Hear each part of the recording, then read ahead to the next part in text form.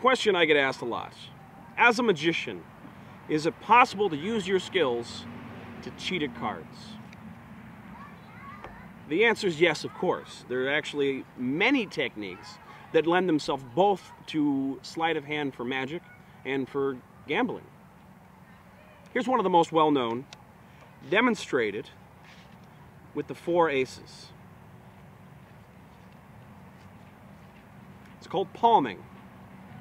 You've probably heard of this. It's essentially the act of concealing an object, usually a card, in the palm of your hand. See, this way you can see it, this way you can't. The problem with that technique, though, is that you're stuck in this very rigid position.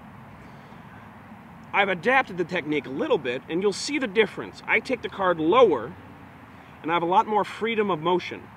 But when I lay the card down, it's still flat.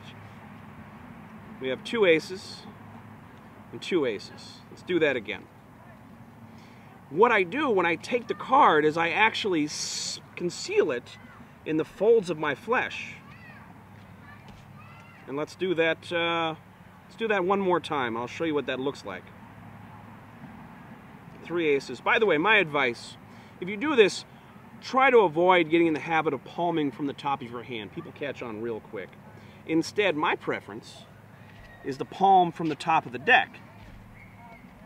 You see, you work it in, and just like before, you can't see it, but you can feel it.